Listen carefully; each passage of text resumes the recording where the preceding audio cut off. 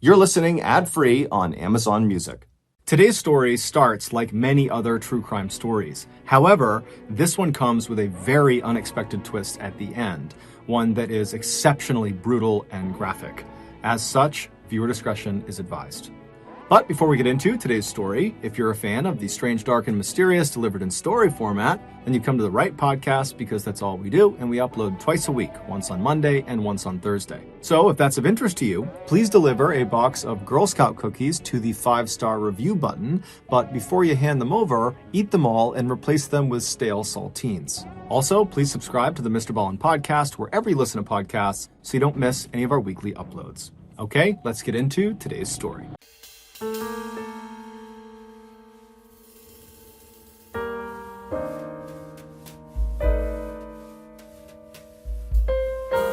Brittany Norwood was born in 1982 in Federal Way, Washington, which is a small city located about 20 miles south of Seattle.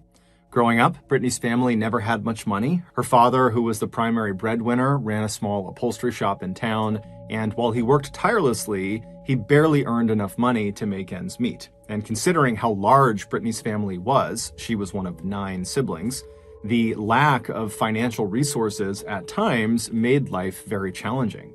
However, Brittany's parents were not complainers, and they instilled in all of their children the importance of hard work regardless of circumstance. And clearly that message resonated with their children because by the time Brittany was a teenager, her older siblings had already gone on to become doctors, engineers, and management consultants. As for Brittany, she was just as ambitious as her older siblings, but her interests were in athletics.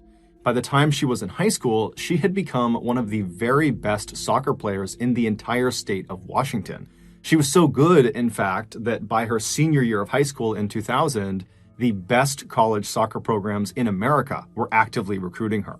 She would finally settle on attending Stony Brook University in Long Island, New York, because they offered her a fantastic scholarship and they were known for their excellent soccer program.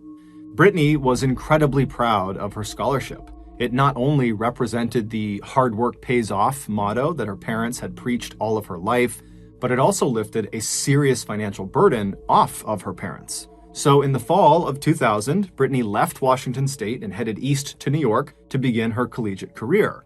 But right away, she struggled. Brittany had never left home before, and now she was suddenly 3,000 miles away from her family and her friends, and she missed them terribly. Within the first few days of being at her new school, she called her family and told them how much she missed them and how she kind of regretted coming to New York in the first place, but they reassured her that she had made the right choice, that these feelings were normal, and she just needed to give it some time. But despite taking her family's advice and sticking it out at Stony Brook, Brittany never really felt like she belonged there. She made friends, she got good grades, and performed well on the soccer team, but with every passing semester, Brittany became less and less connected to the school and the people there and just longed to be home. And so with that in mind, in 2003, so 3 years after she had arrived at Stony Brook, Brittany was at her school feeling down about her situation when she had a serious lapse in judgment. Brittany, who had never gotten in trouble in her life before, randomly stole one of her teammates' things out of their locker. She didn't even know why she did it. It just kind of happened, and then pretty much immediately she got caught. And as soon as she returned what she had taken. She felt horrible and she apologized, but the damage was done.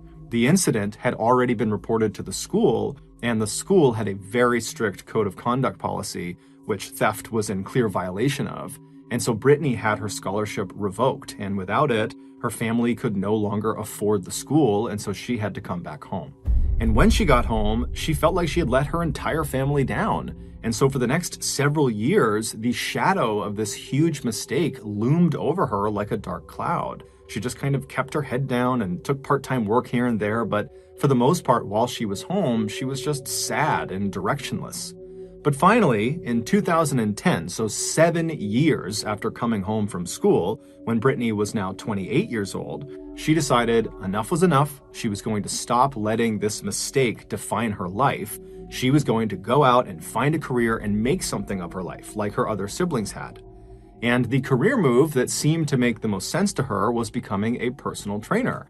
Despite not playing soccer anymore, fitness was still a very big part of her life, and she loved the idea of helping other people get fit and stay fit. And so she began looking at where personal trainers were the most in demand, and she found Washington, D.C. was a total hotspot, and it just so happened 2 of her siblings were already living there. And so that year, she packed up her stuff and she headed out to D.C. as well. When she got there, she had a little cash, but not enough to sustain her longer than a month or 2, so she applied for and got a job with a Lululemon shop. Lululemon is a company that sells yoga athletic apparel. The shop was located in Bethesda, which is a very wealthy suburb of Washington, D.C., and right around the corner from the shop was a gym that Brittany immediately fell in love with and decided would be the perfect gym for her to run her personal training practice out of once she got certified. So a very happy and rejuvenated Brittany began work at the Lululemon shop in Bethesda in late 2010, fully expecting to only be there for a few months before she transitioned to her personal training career. At around the same time Brittany began working at the store, another young woman had started working there as well. Her name was Jana Murray, and she was quite similar to Brittany. She was 30, so 2 years older than Brittany, and she had been raised in a close-knit, modest household in Texas where her parents had preached always working hard and doing the right thing, and she really took that to heart. And like Brittany, Jana was also a star high school athlete, except instead of playing soccer, she was a big track and field star. And actually, she set some records in Texas for the discus throw. But after graduating high school, instead of pursuing athletics in college, Jana had pursued business. She enrolled in the business program at George Washington University in Washington, D.C. After she graduated, she worked in the private sector for a few years before deciding it made sense for her to go back to school to earn her master's degree in business. She was accepted to the very prestigious Johns Hopkins Business School, which was located a few miles from the Lululemon shop where Brittany worked. And by 2010, Jana was in her final semester, and all she had left to complete was a final thesis paper. A thesis is a long essay involving personal research. The assignment was to write about the structure of a company of her choosing. And since Jana was a huge fan of Lululemon apparel, she had decided to write about them. And during her research on Lululemon, she discovered that the company was far more than just clothing. They had what seemed to be a really cool company culture. All employees, no matter how junior, were encouraged to pursue whatever goals they had, even if their goals meant leaving Lululemon at some point. It was like the company fundamentally cared more about their people than their product. And Jana loved that. And so as she's writing this paper, on a whim, she decides to go get a job at a Lululemon store. And the nearest location was the one near her school. Jana figured working at this shop would only make it easier to finish her thesis, since it would provide her boots-on-the-ground information. Also, she just wanted to see for herself if this company was as amazing as it seemed to be. And so her plan was just to work at this shop until her thesis was done, at which point she'd earn her master's and more than likely she would quit and move on with her life. So in late 2010, when Brittany and Jana found themselves working at the same Lululemon shop in Bethesda, they were aware of each other, but really didn't know each other. Their only interactions were when their shifts happened to overlap, which did not happen very often. But when it did, they were perfectly nice to each other. They would chit-chat, but they were coworkers, not really friends. However, a terrifying event was about to link them together forever. On the evening of March 11th, 2011, Jana and Brittany were working together at the Lululemon. It was an uneventful shift. They chatted, they helped customers, and in between all of that, they would knock out whatever closing duties they were responsible for so that when closing time came, they could leave quickly. And then when it was closing time at 8 p.m., the pair did one last sweep of the store to make sure everything was neat and put away and locked, and then they both grabbed their things and headed out the front door. Once they were outside, Jana turned around and she pulled the keys out of her pocket and she locked the front door. And then Jana hopped in her car and she drove off. And Brittany, she turned and began walking down the sidewalk toward the metro train station. But after only a few minutes of walking, Brittany swung her backpack off of her shoulder right in front of her, and she reached inside to fish around for her wallet because her metro train pass was inside of her wallet. And so she's fishing around her bag, she's still walking towards the train, and she can't find it. And so she comes to a full stop, she unzips her bag completely, and she looks inside, and her wallet is not in there. And as soon as she sees that it's missing, she remembers she left it on the break room table at the Lululemon store. And the only way she could go back and get her wallet was if Jaina came back with the keys and unlocked the front door. And so Brittany just stood there for a minute wondering what she should do. She kind of felt bad about calling Jaina to drive back and open the store for her, but she really needed her wallet for a whole bunch of reasons. And so finally, she picks up her cell phone and she calls Jaina. And when Jaina picks up, Brittany says, I'm really sorry, but I left my wallet in the store. Would you mind coming back and just opening the doors for me? I'll run in and I'll get it. Be super quick. And Jaina, surprisingly, was totally fine with this. She actually laughed and said, I left my laptop in the break room and I was going to get it tomorrow, but this is an excuse to go back and get it now. And so Jaina told Brittany she would be back at the front of the store in just a couple of minutes. And so Brittany thanked her, they hung up the phone, and then Brittany turned and she began running back towards Lululemon. When Brittany arrived at the front of the store, Jaina was already there, and Brittany immediately said, "I'm so sorry, thank you so much for coming back." And Jaina said, "Really, it's no big deal." And then Jaina pulled her key out and she opened the front door of the store and they stepped inside. The layout of this store was basically just a big square where the front door entered the square right in the middle of it. So you step inside, you're in this kind of main shopping area. It's just this one square. And then all the way at the back, kind of lined up with the front door, behind the cash registers, was this employee-only hallway that went straight back about 7 or 8 feet. And then it reached this T intersection where if you turned left, there would be another hallway that went straight for maybe 10 or 15 feet. And it would come to a dead end at a door, and that door would lead to a bathroom. And then if you were standing in front of that bathroom door and looked left, there would be another door that led into a very small kitchen. And then if you went back to the T intersection and turned right and looked straight ahead, you would see another stretch of hallway that was about 10 or 15 feet long. And it would look exactly like the left hallway, except at the end of the right hallway, there was no door to a bathroom. It was just kind of a dead end. But at the end of the right hallway, if you walked all the way down it and then turned right, you would see there was a door that led into the break room. So the break room and the kitchen were kind of oriented in the same position at either ends of each hallway. And so the two women go inside the store with Brittany in the front. They get inside, Jaina flips on the lights, and they walk across that square main shopping area. They go past the cash registers into that employee-only hallway. They go straight down, they turn right, they make their way down the right hallway, and then they open the door to the break room, and they go inside. Brittany very quickly found her wallet. It was on the table. She grabbed it. And so after she had her wallet, she just left the break room and began walking back out towards the main shopping area and the front door. Jaina was only a couple of seconds behind her. She grabbed her laptop and then she left the break room. She walked back down the hallway. And as she turned back into the main shopping area, she kind of had her head down. She was fiddling with her laptop and her phone. But even though she wasn't looking up, just looking down, she could tell right in front of her, Brittany had come to a full stop in the middle of the main shopping area. And so as soon as she saw that, she stopped what she was doing and she looked up. And immediately she could see why Brittany had come to a stop. There were now 2 men wearing all black with black ski masks on that were standing between them and the front door.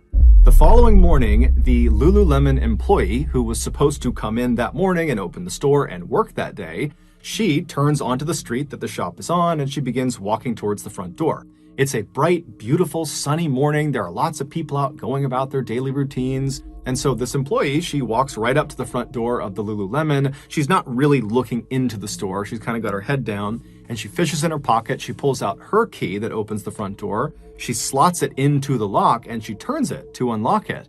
And right away, she feels no resistance. The door was already unlocked. And so this really gets her attention and she looks up, but there's a glare on the glass from the sunlight, so she can't see inside. And so she just pulls the key out of the lock. And then she pushes open the door and she takes a very tentative step inside. And right away she sees the entire store is destroyed. There are shelves knocked over, there's clothing everywhere, it's a complete mess. And before she can even process what she's seeing, she hears what sounds like moaning coming from the back of the store, basically back in those hallways. And so this employee is terrified, and instead of going in to investigate, she just turns around and leaves the store and immediately calls 911. And as she's on the phone with police, this man who just happened to be walking by at this moment, he saw her and saw how visibly upset she was. And so he just stood next to her and waited for her to get off the phone with the police. And then when she was, he asked her, what's going on? And she would explain that the door was unlocked, the store is a complete disaster, and I heard moaning inside, and I'm too scared to go in. And so the man says, hey, I'm going to go in there and take a look around because I'm worried there could be someone who's hurt, who needs our help right now before the police even get here. And so this man walks through the front door of the Lululemon, and right away, as soon as he steps in, he steps on broken glass and he looks up and the store is completely destroyed. Everything's knocked over. And he immediately hears the moaning coming from the back of the store. And so he very carefully starts walking straight ahead through the store, stepping over shelves that have been knocked down and trying hard not to destroy any merchandise that's on the ground. And when he reaches the back of the store, basically the entrance to this employee hallway that goes straight back, he hears the moaning, but he can't really tell which hallway it's coming from. And so he just calls out like, hey, who's back there? Do you need my help? But there was no reaction. And so he begins walking forward and then he stops. He realizes the ground is slick. And so he looks down and he sees there's a very obvious blood trail from where he is standing straight back down this employee hallway. And the blood trail appears to turn right and kind of disappears out of sight down that right hallway. And so the man is terrified. He turns around and he looks towards the front of the store, kind of hoping that maybe the police or the paramedics would get there. But it's just the employee he had spoken to, and she looks terrified. And so the man decides, if there's someone hurt back here, I really need to go see what's wrong. And so very carefully, he begins walking down this initial hallway, following the blood trail. And then he turns right into that right hallway and he looks, and he can't believe what he is seeing. It looks like the entire right stretch of hallway was covered in blood. I mean, the floors, the walls, the ceilings, everything. There is blood everywhere. However, there's no person. It looks like all this blood kind of turns right and goes into the door at the end of the right hallway, the break room. And so this man knows, okay, obviously someone is very badly hurt, and whoever is moaning is almost certainly in that break room. And so he calls out again to see if this person will call back to him, but it's silent. And so he walks down this right hallway that's soaked in blood, and he gets to the end and he turns right and he grabs the handle of the break room door. He turns the handle and he pushes the door open. And at first he couldn't quite open it. There was something blocking the door from opening, but finally he kind of muscles it open enough that he can look inside, and he realizes what was blocking the door. There was a young woman lying face down on the ground, and her legs had been blocking the door. And this woman was Jaina. And this man, who was not medically trained, immediately understood this woman is deceased. The injuries she has sustained are so bad, there is absolutely no way she is alive. And he immediately thought, she also has likely been dead for some time. This does not look like it just happened. And so he's thinking, who's moaning? Where's the moaning coming from? Is there somebody else in this room? And so he pushes and kind of moves her body out of the way and sticks his head into the break room, and he scans around, but there's no one else in there. But as he's looking around, he hears the moaning again, and he realizes it's coming from the other side of the hallway, at the end of the left hallway.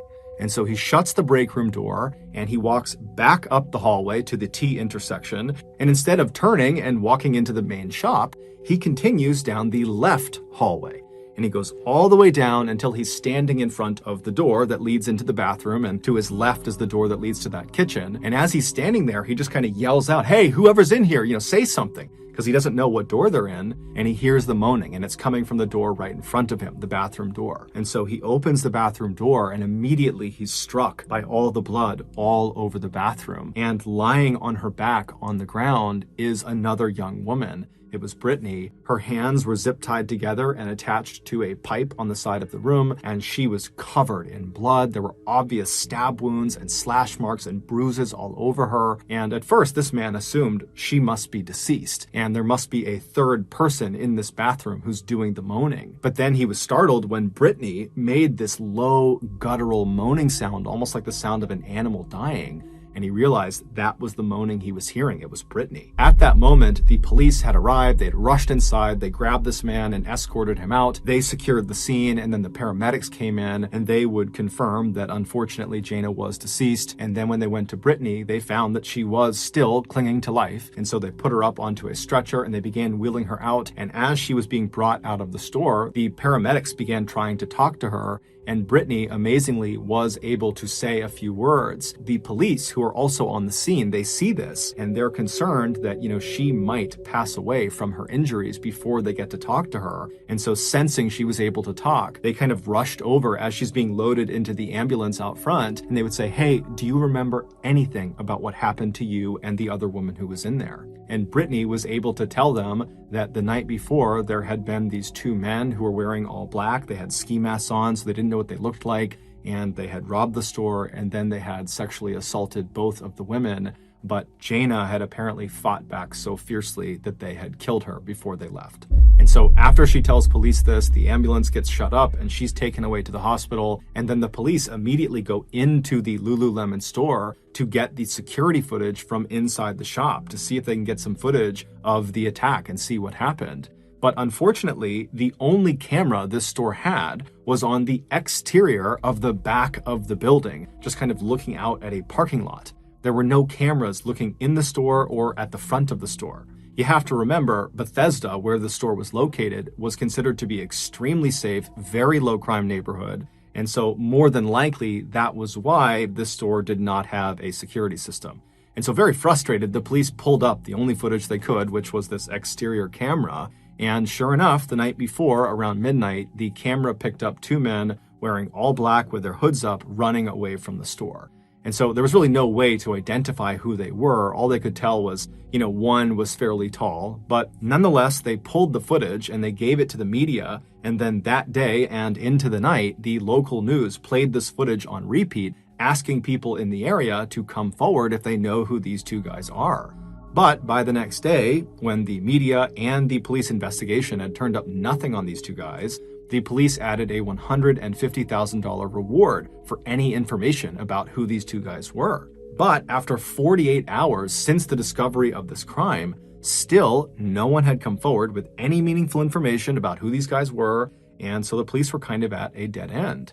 And so some of the detectives decided to go back to the Lululemon shop to walk the crime scene again to see if maybe something was missed in the initial search. And so the police, they come back to the shop, and it's being guarded 24/7 by police at this point. There's yellow crime scene tape outside blocking people off. And so the detectives arrive, they go underneath the yellow tape, they go past the security, they go inside, and then one of the detectives just walks straight to the back of the store and just kind of stands there near the registers looking around. And as he was looking around, he began looking at all of the bloody footprints that were on the ground. Now, by this point, all of the prints had been accounted for except for one set. There was a men's size 14 shoe print that had been spotted in several locations in the store, and it was just kind of assumed that it belonged to one of the killers. The thing about this print was that the treads of this shoe were fairly unique. They had a distinctive and fairly easy to recognize pattern to them. The police knew about this shoe print, but to be honest, they hadn't given it much thought because they felt like the print only seemed to confirm that a relatively tall man had been involved in this crime. But as this one detective stood in the back of the store and was just kind of looking around, he noticed a bin of shoes on the ground in the store. These shoes were there for shoppers to put them on when they were getting their pants hemmed and fitted to them. These shoes were not for sale. They were just kind of random shoes that were there effectively as props to make sure people's clothes fit properly. And the detective noticed one of the shoes at the top of the pile in this bin appeared to be a large men's shoe. And so purely out of curiosity, he reached down and he flipped the shoe over to look at the treads. And to his shock, they were an exact match to the unique treads on the size 14 bloody print. But the shoes he was holding were clean. There was no blood on them. So the detectives, they kind of all converge on the shoe, and they're thinking to themselves, did the attackers come in barefoot and perpetrate this attack with store shoes on and then afterwards clean them and leave them behind? Or is it just a crazy coincidence that one of the attackers happened to have the exact same style shoe and size as the one in this bin? They had no idea, but they felt like this was significant and they needed to get to the bottom of why this kind of random shoe in the store matched this print. And they thought the only person who might have more information about what the killer's shoes looked like would be Brittany. And so at this point, Brittany was still in very rough shape, but she had stabilized to the point where the police felt comfortable speaking to her. And so they paid her a visit and they asked her if she could remember anything about her attacker's feet. Did they wear shoes? And if so, what color were they? Anything she could remember at this point would be helpful. But Brittany would say, no, I'm sorry, I don't remember their feet at all. But there was something about the way she just very quickly dismissed the shoes that tipped the police off that maybe Brittany could be hiding something. But the police didn't press her because they knew she had just been in this horrific attack, and they also didn't really have a good sense of what her normal behavior looked like. So they just thanked her and they left. They were planning to speak to her again the following day, but she actually got in touch with them first and offered to have a meeting to go over what happened. And from the sound of her voice, it just sounded like she was just eager to help them. And so the police, they sat down with Brittany again, and they began talking about what happened and kind of going over the details. And they asked her again about the shoes. And again, she said she just didn't know. And then at some point in this second discussion they're having, Brittany kind of offhandedly mentioned something that she believes is just a small detail. But that small detail would ultimately be the thing that would lead police to figure out what actually happened on the night Jayna was killed. This is what happened. Back on March 11th, 2011, so the night of the attack, Jayna and Brittany were working in the store. It was a normal shift. Everything was fine. And then at closing time, they did their duties. They walked outside. Jayna locked the front door, and then they said their goodbyes and they went their separate ways. Jayna drove off in her car and Brittany began walking to the metro train station. But Brittany realized she had left her wallet in the break room, and so she called Jayna, and Jayna would tell Brittany that it was no big deal because she had left her laptop in the break room. Back at the front of the store, Jayna double parked her car out on the street, and then she and Brittany headed inside the shop. Brittany would lead the way to the break room at the end of the hallway on the right, and after she got her wallet, Brittany would turn around and leave the break room ahead of Jayna to make her way back out to the main shopping area. And so Jayna was only a few seconds behind Brittany. She was just getting her laptop, and then when she had it, she left the break room, she walked down the hallway, and she turned and began walking into the main shopping area as well. And she had her head down. She was just kind of fiddling with her phone and her laptop. But at some point, she realized, even without looking up, that Brittany had come to a full stop in the middle of the shopping area. So Jayna looks up, and there were not two men wearing all black with black ski masks blocking their way to the front door. In fact, there were no men involved in what happened next at all. The two men that had been seen on the security camera in the back of the building were just two cooks who happened to be hustling by the night of the attack and who happened to be wearing all black. It was just a coincidence. But there was someone standing in the store blocking Jayna from leaving. It was Brittany. Brittany was staring at Jayna, and in her hand was a foot-long square metal rod. It was one of the pieces of metal that normally was anchored into the walls of the store to hold up merchandise. Jayna is so caught off guard by this, she has no idea what the issue is. And so she says to Brittany, hey, calm down, we can talk about this. But Brittany was not trying to talk to Jayna. Brittany was trying to silence Jayna, and she had lied about her wallet to lure Jayna back to the store.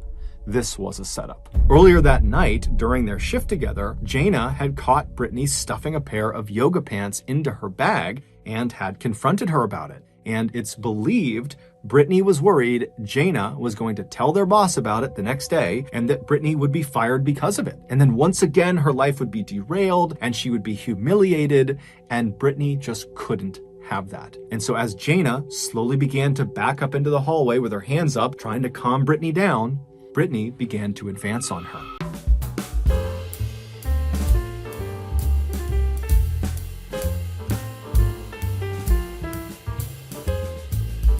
And as soon as she did, Jayna screamed and turned and ran down that employee hallway. She turned right and bolted down the hallway towards the break room. She grabbed the break room door and she was trying to get it open, but before she could, Brittany had caught up to her and she smashed her over the head with the pipe. Immediately, Jayna turned around, she put her hands up over her head to protect herself, and she begged Brittany not to hit her again. But Brittany wasn't listening. Brittany just wound up and smashed her across the arms with the pipe. Jayna began screaming out and pleading with her to stop, but Brittany just kept on going. And for the next several minutes, Jayna just stood at the end of this hallway in front of the break room door, just trying desperately to protect herself with her hands. But Brittany was so strong and fast, and she kept striking her on her head and on the sides and anywhere else she could land a blow. The blood spatter on the walls of the end of that right hallway would later reveal that Jayna had gradually moved from a standing position down to the fetal position, meaning Brittany had literally beat her until she collapsed on the ground.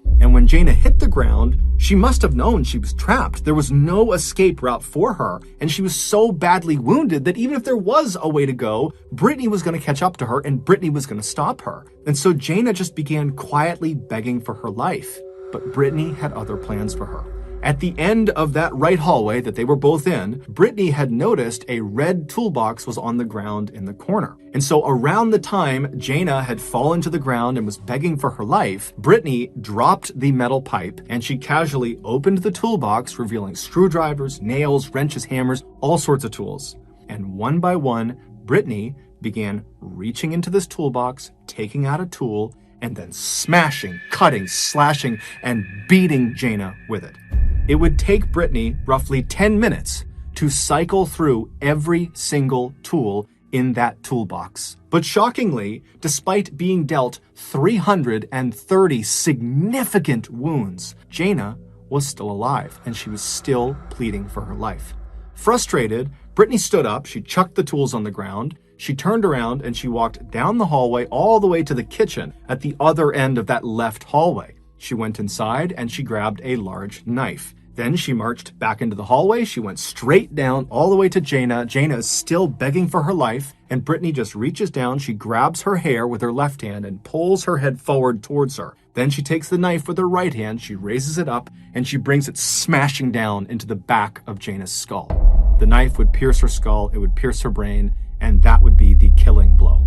Once Jaina was deceased, Brittany simply got to work, staging the store to look like a robbery gone wrong. The first thing she did was drag Jaina's body out of the hallway and into the break room. And then once the door was shut, she headed out to the front of the store and just walked straight outside and climbed into Jaina's car that was still double parked outside. And she drove that around the block to a parking lot. And then when she got back inside of the shop, she went to that bin of shoes used for fitting pants. And she took out the size 14 men's shoe, she put them on her feet, and then she began walking around in the pool of blood underneath Jaina in the right hallway and began tracking the bloody prints all over the store to make it appear like a man was involved in the attack. And then after cleaning the shoes, she ransacked the store, and then she grabbed a knife and a screwdriver and she headed into the bathroom where she repeatedly stabbed and slashed herself before tying her hands and her feet with zip ties. At 8 a.m. the next morning, she was discovered. The seemingly small piece of information that Brittany kind of accidentally gave to police during that second meeting, this piece of information that kind of broke the case, that came when the police asked her if she knew what kind of car Jaina drove or if she'd ever been inside of Jaina's car. And Brittany would say, "No, I don't know what it looks like and I've never been inside of it." But a couple of days later, when Jaina's car would be found and the police would search it, they would find Brittany's hair and DNA all over it. So they knew Brittany had been lying to them. And so this is what ultimately led to Brittany's arrest, and she would later be convicted of first-degree murder and sentenced to life